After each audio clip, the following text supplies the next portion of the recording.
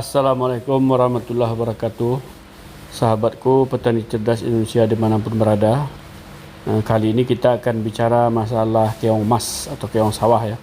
Bagaimana cara mengendalikan keong emas atau keong sawah. Tonton video ini sampai selesai, mudah-mudahan bermanfaat ya. Dan jangan lupa tolong di subscribe. Bagi yang sudah subscribe saya ucapkan terima kasih.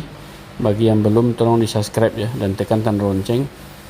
Dan mudah-mudahan video ini berkembang dan bermanfaat untuk petani sawah dimanapun berada.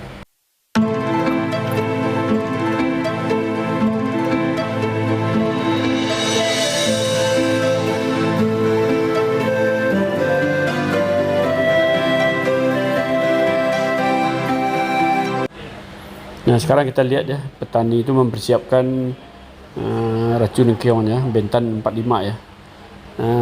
Bentan ini ada tiga jenis ya. Yang pertama itu bentan 45 yang dipakai petani sekarang ini ya. Kemudian ada bentan 60. Nah, kemudian yang ketiga itu ada bentan 80 ya. Ketiga-tiganya ampuh untuk membasmi keong.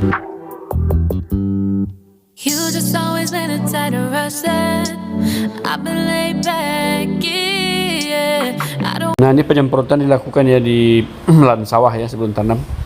Nah, perlu diperhatikan apabila lahannya cukup kering ya, maka lakukan penyemprotan di lokasi-lokasi yang banyak airnya, karena si keongnya akan berkumpul di sana ya. Nah, kalau seandainya airnya macak-macak ya 2-5 cm, maka bisa dilakukan penyemprotan secara merata ya di mana saja. Tapi ketika ketemu lahannya, tanahnya kering, maka melakukan penyemprotan di lokasi yang banyak air, karena keong akan berkumpul di sana.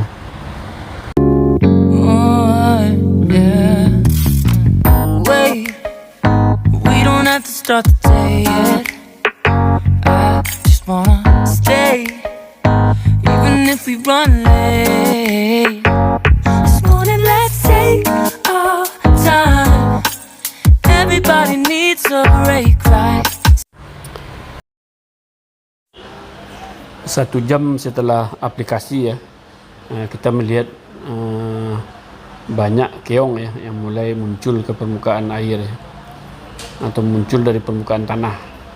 Nah, waktu kita lihat petani lakukan penyemprotan pertama tadi, nah itu keong emasnya tidak kelihatan ya. Tapi setelah 1 jam setelah aplikasi, keongnya keluar dari tanah atau keluar dari dalam air ya, sehingga bisa dilihat ya. Nah, ini kita lihat ya oleh si bentan ini adalah dagingnya keluar dari cangkang.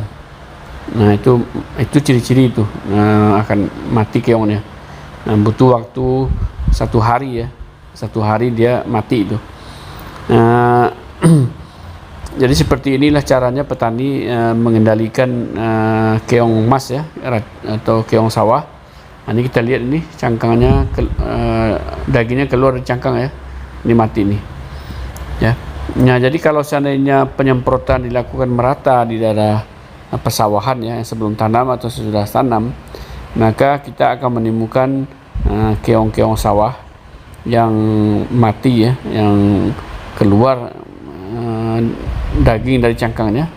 Nah, itu akan mati. Saya katakan tadi itu 1 jam dia akan mati ya. Kalau seandainya sudah mati, maka si keong ini tidak bertelur ya, sehingga tidak merusak tanaman berikutnya, atau dia tidak memakan bibit padi yang baru ditanam ya. Karena si keong emas ini kalau seandainya dia kecil masih aktif, dia sangat rakus memakan tanaman padi yang baru ditanam ya, sehingga bisa memusnahkan persawahan oleh karena dimakan oleh si keong ini. Ini sekarang kita lihat dengan memakai bentan 45. Nah, si daging keong ini keluar dari cangkangnya 1 hari nanti dia sudah mati ya. Nah, seperti ini caranya mengendalikan keong emas, keong sawah ya, pada tanaman padi sawah sebelum tanam atau sesudah tanam. Nah, sangat efektif mengendalikannya. Nah, kalau kita bicara masalah keong emas atau keong sawah, persoalannya tidak pernah berhenti ya. Setiap tanam atau sebelum tanam keong emas tetap muncul, baik dia berasal dari sawah yang setempat maupun dia dibawa oleh aliran air ya, irigasi ya ke sawah-sawah tanaman padi sawah ini. Nah, tapi kalau seandainya kita ingin selamat ya, petani ingin selamat dari serangan keong emas atau keong sawah, maka basmilah keong sawah atau keong emasnya dengan memakai racun keong yang lebih terkenal itu adalah bentan ya, baik yang 45 WP maupun 60 WP ya, maupun 80 WP. Ketiga-tiganya efektif membunuh keong, cuma butuh waktu ya. Kalau seandainya dipakai bentan 45, 1 jam setelah aplikasi, sebagian kecil keluar daging dari cangkang. Tapi kalau pakai 60, 1 jam sebagian besar daging keluar dari cangkangnya. Terima kasih sudah menonton, mudah-mudahan bermanfaat.